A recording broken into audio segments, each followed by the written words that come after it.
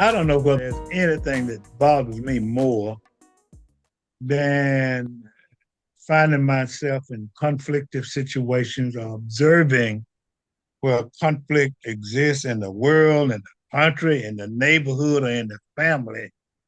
And it just exacerbates, the problem. So for quite some time, I have been deeply concerned about conflict and the lack of our ability in many instances to deal with it. And more importantly, the cost of not being able to deal with conflict. So I'm so happy this morning to have Miss Tekay Brown Taylor, who is an expert in a lot of stuff, really. But we had the opportunity for her to present a little webinar, seminar, whatever you want to call it, on conflict resolution for the Central Georgia Coalition of Black Businesses about a month ago. And that information is just so important. And so, what I'd like to do today, and then let me say one other thing from a personal note. I've been in business for a long time. And then, as I was driving to work this morning, I began to think about how I've dealt with conflict, I've been involved in conflicted situations, and what that has cost me Right. because of a personnel problem or community problem or whatever. And that conflict creates a kind of problem where it stifles growth and it stifles advancement and it stifles development. So again, I'm so happy, to have someone who is an expert and someone who has the demeanor and the person. And I see why she's a mediator because she's so warm and so she's so inviting and she creates an atmosphere where you would want to talk to her and get the problem resolved. And in closing, so my suggestion is, particularly as a community, and even more importantly, as a people, we need to start learning how to deal with conflict. We need to stop letting it drive us. We need to stop letting it impede us. There are so many personalities and so many ego trips in our community, and it's killing us. And now more than ever, we need to be involved in addressing situations. And if you got a problem, there's a way to resolve it. And guess what, y'all? Miss Tekay Brown Taylor, the mediator, is going to talk to us about some of the things that we can do to resolve conflict. Start out by telling us a little bit about yourself. Well, first, Mr. Havisham, that was a powerful call to action and challenge and set up for our discussion. So, woo. But thank you so much for being here on the program. Yes, as you've already stated, my name is Tekay Brown Taylor. I am the owner and president of Brownstone Mediation Services. We are a non-traditional human relations, HR, management, and consulting firm. And we specialize in, as you've already stated, conflict resolution, particularly a form of ADR, alternative dispute resolution, mediation. There's several forms of ADR, facilitation, um, arbitration. Most people are familiar with arbitration because they see the courts. They're familiar with Judge Judy, Judge Mathis, and all the judges that wear a robe who are practicing ADR. And we over here practice mediation, where we empower the persons, individuals, parties to take control of the conflict themselves, to make the decisions in how the resolution will benefit them in the long term. The resolution is something that they can live with. And so we serve as a professional neutral. We have no, I like to say, dog in a fight, no interest. Our sole interest is being experts in conflict. And so you are so right in that we're just in an age where everything is contentious, everything is disagreeable, and certainly it's just the climate that we're in. We can attribute it to a number of things, but most of us have not been taught or provided the skills even in our primary education, even in our socialization, even in our families, we don't have the skills. And so until we practice, until we develop, until we are are provided those skills and intentional about developing those skills, we go to our instinctive behavior, and that's just to be conflict avoidant and or contentious. And so that's what we do. We come to help families, businesses, organizations, communities to rethink about conflict, because as you've already stated, conflict cost. Well, that's very true. So, if you would, and I know that you don't have that PowerPoint that you presented, but I'm gonna help you out a little bit because I want you to try to give us some pointers on, certain approaches and attitudes and demeanors or what have you that we can utilize to TK.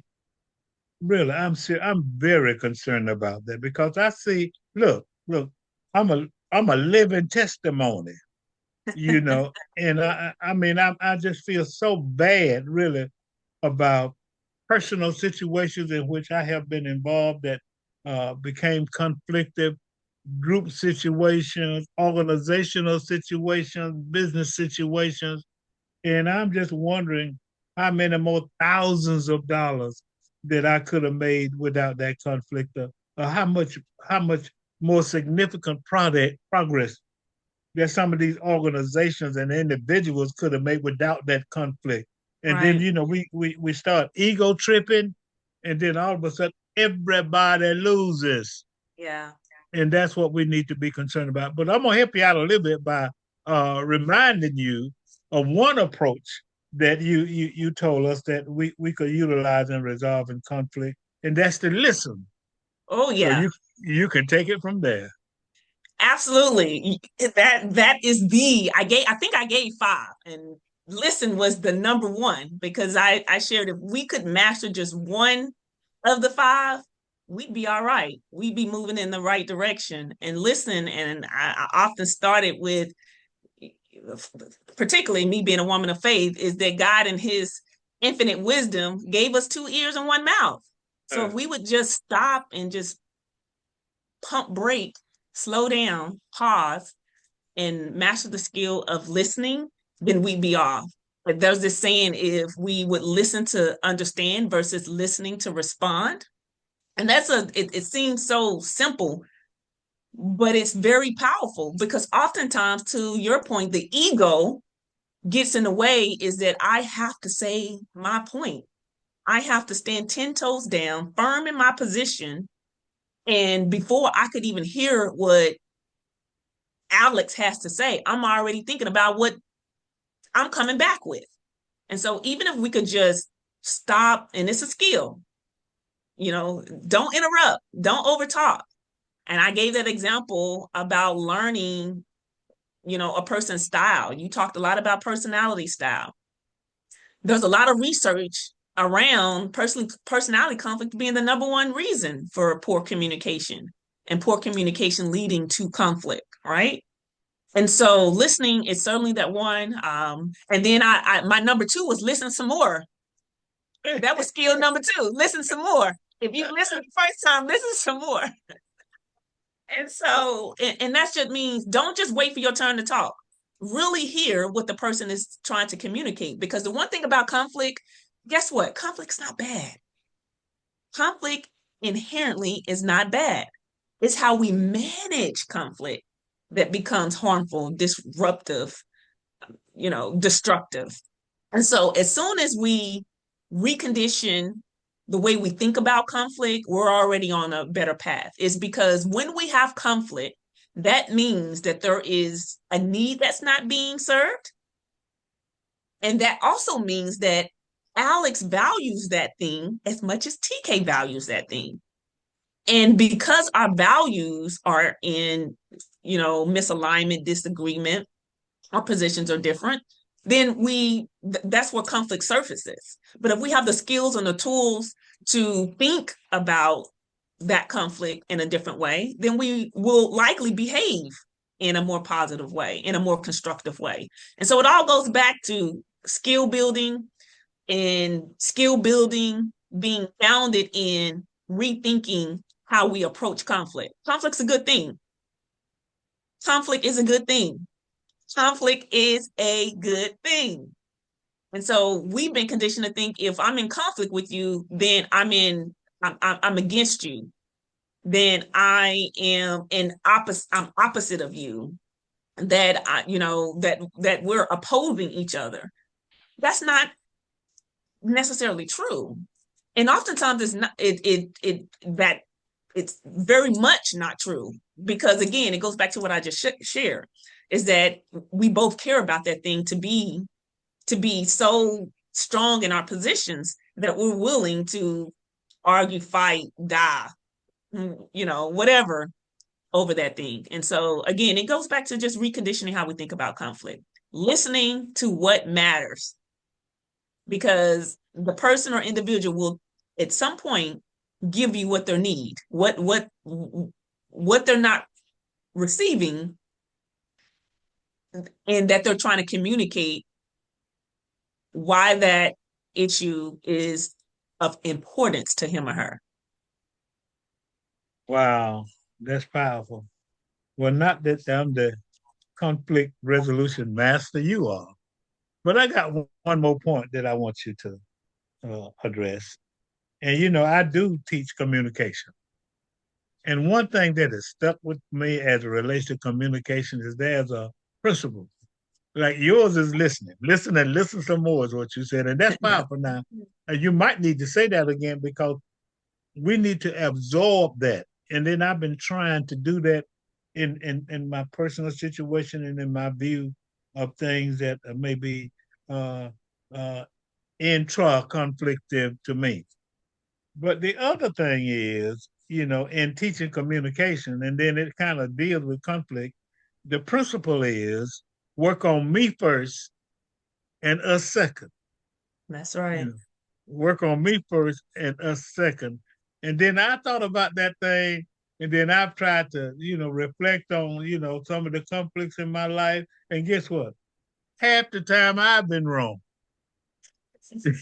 you know, so if you work on yourself first, work on me first, and us second, then I think that would serve as a nugget, if you please, to kind of help resolve, conflicted situation. But are there other pointers that you would like to bring up before we get into human resources as it relates to conflict? Let me say this before you speak. If you think about all the problems in the world, including wars and fights and divorces and violence and killings. If you think about all of those things, probably 85% of them could be resolved. I'm talking about the Ukraine war, and other conflicts in the world, you Yeah. know, many of them could be resolved through knowing how to manage conflict. So just go ahead and address it in any other manner that you think would be contribute to my. Obviously, you can tell I'm very concerned about that. And Yes, and before one other thing, and I just want look, I want all of us to listen to this because we're killing ourselves, we're stifling our progress, we're hindering yeah. our promotion and devotion and development because some people don't like each other, don't speak to each other. So hopefully, Miss Brown Taylor, hopefully, this conversation will serve as a medium to get us to thinking about how we are conflicted, our conflicting situation, and what we can do to resolve it because everybody wins when it's resolved. Okay? Everybody wins. I love that. And that's why we choose mediation over any other form of dispute resolution. It's because the intent is for everyone to walk away empowered to win. And so I love your passion, Mr. Havisham, and I wish so many of those and us in the community, in the professional environment, in our families would take on the same degree of passion, is that we got to do something. And I would submit to you that you said 85%, but I submit that if just these 5 skills, and I'll share them here in a moment with your listeners and your viewers, because I'd be remiss just to focus on the listen and the listen some more, because there's 3 others that I would offer. But if we had these 5 skills, I would submit that 100% of us would, Wow. because conflict, we want conflict. I want us to be in conflict. That's a crazy thing to say. But if we recondition, rethink about how conflict could serve us and be an advantage to us, because then I know what's important to you, and you know what's important to me. And now that we have the skills and the tools and the resources to manage that conflict in a meaningful way, then conflict will help us grow. It will help us be innovative. It would help us thrive and be more collaborative if we have the skills and tools. And so the other 3 is to champion dialogue. And by champion dialogue, I say take on the notion that you can't fix things that you're not willing to talk about. Most leaders and most individuals are conflict avoidant. We don't want to deal with the thing head on. And to your point, in talking about egos and talking about starting with yourself first, I say that all the time when someone shows up at my table, is you can't fix anyone else. You can only fix you. And so the first question is, what is your role in the conflict? Most of us don't want to take accountability out the gate. But guess what? Everybody can take 100% of their 50%. Your 50% just might be that you don't listen. You're missing the point. Not that you've physically, intentionally, you've been, had any form of retaliation or trying to get back or revengeful or ego or power. Maybe you don't have any of that. Maybe it's just a matter of you listening. Maybe it's just a matter of you not wanting to talk about it in a meaningful way. I'm dealing with some clients right now, 2 men who've been with the company, both of them. One's been with the company 26 years, another's been with the company 23. They run an entire department together. And, they've had a disagreement about this one thing. And, men pride and men egos get in the way. Man, you went to HR on me and I can't forgive you for that thing. And what they have determined in their minds is that I just won't deal with you unless it has to do with work. And because the department is performing and they individually perform well, they can't seem to make the connection how it's impacting the overall organization, manufacturing company, the overall, team, the overall department, how it's impacting the new guy who just started 2 months ago. And so when we can take responsibility and accountability for our 50%, then we can be more responsive and changing, because nobody really wants to be in conflict that's not serving them. Nobody wants to think about their job is at stake, right? Nobody wants to be called into the HR's office or the supervisor's office talking about the thing over and over and over. And so if those are things that you do not want, that are not serving you, then we have to have new skills and new behavior. And so what we often are working with individuals is to go beyond the skills, because the skills is a clear miss that's missing that most do not have. Research says that 65 to 85% of individuals have never had basic conflict resolution skills, just basic training in conflict. And so if that is true, and as I just stated, there's a lot of research around it that suggests that, then moving beyond the skills, then we have to give people the capacity. Once they have the capacity, then we have to give them the confidence. I'm going to deal with this thing. I am going to choose to talk about this thing, even if it's difficult, even if it's uncomfortable, even if my manhood, my womanhood, whatever word, my ego, my personality, I'm going to take the step to be the one to take the initiative to address the issue head on, and then show people grace. We got to give people grace, because everybody's going to have a little bit of disappointment. We're going to disappoint you. There's a saying, I think it was Maya Angelou, you got to show people how to treat you. But you got to do it in ways that are respectful, that are professional, the same way you want, people to treat you. You got to treat people. I mean, all these things seem so, they are so cliche-ish, but they're real and they serve us when we really utilize them and take them to heart. And so I always say, you got to be hard on the behavior and not the person. Be hard on the behavior. Yes, you didn't tell the whole truth, or yes, you gave me attitude, or yes, you weren't warm or welcoming. Yes, the way you said that offended me. Be hard on the behavior. Get the skills to deliver the message in a way that can be acceptable and received. So sometimes it's just the way we deliver the message, and that goes back to skills, working. And sometimes you have to work with a professional. We think working with a professional is beyond us. And so that's another thing that we try to work hard is for business owners, nonprofits, organizations, is to help them realize that there is a way that you can work with a professional that doesn't cost you, a lot of time, a lot of tension, a lot of heartache, that doesn't cost you a lot of resources, right? And then also working with individuals. And I think the world is changing because people get mediation mixed up with therapy. And I often have to say, we are not therapists. Therapists focus on the past, the trauma, the things that you've went through, the issues that you've had to encounter in your past. I'm not here to, I need to know enough about the past so I can know what we're working on for the future. But we're just concerned about how we draw the line and move forward.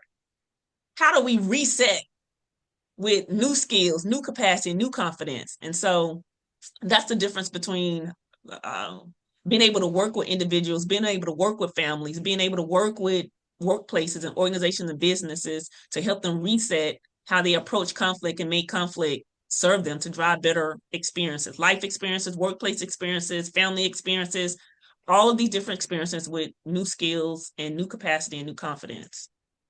Okay, now you said listen more, show some grace was one of them.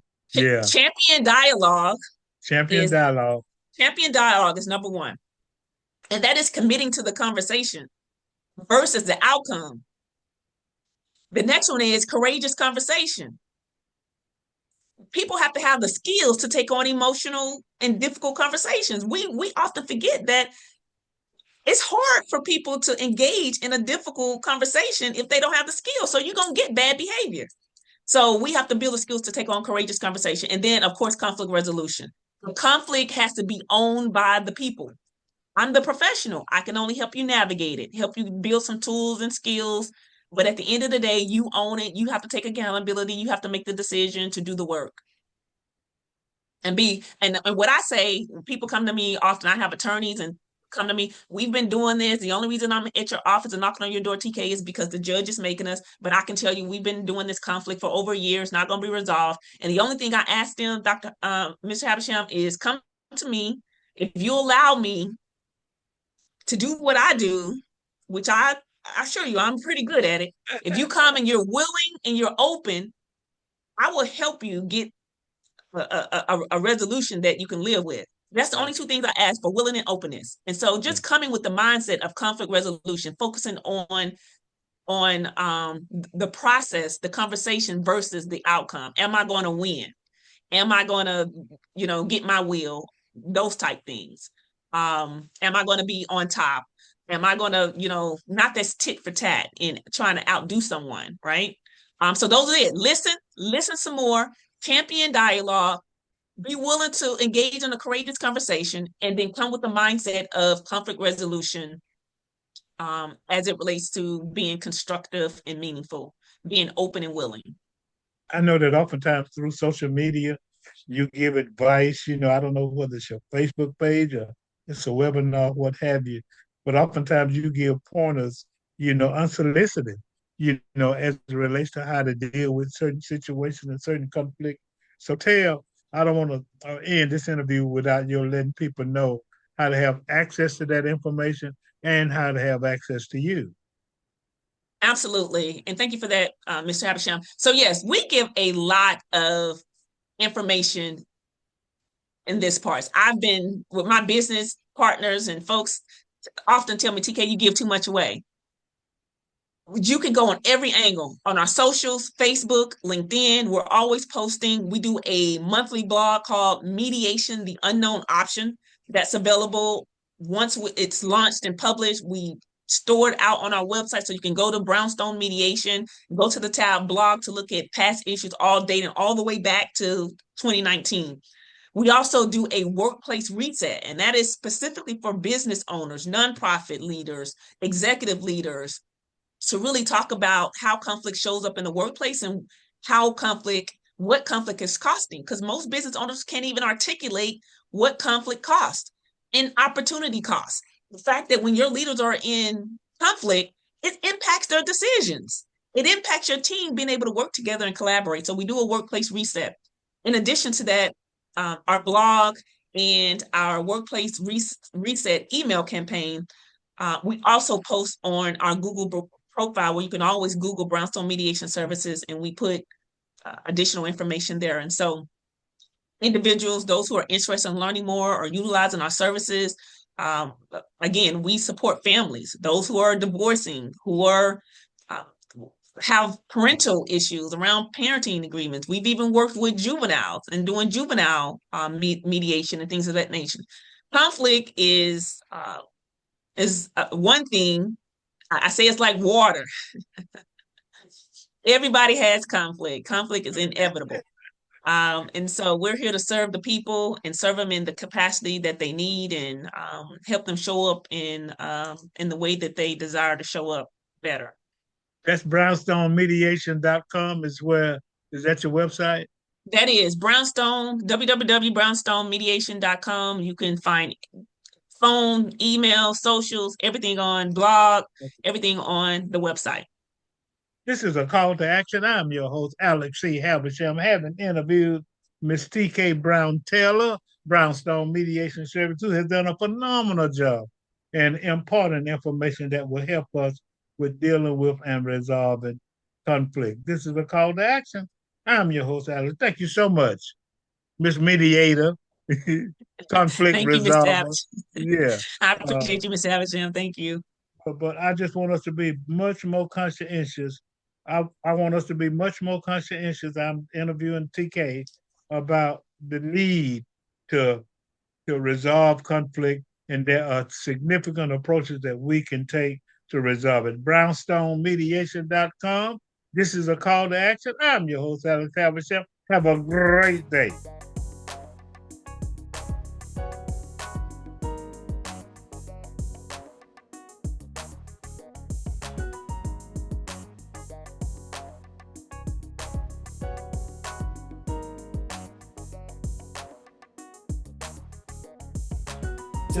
www.makingblackpages.com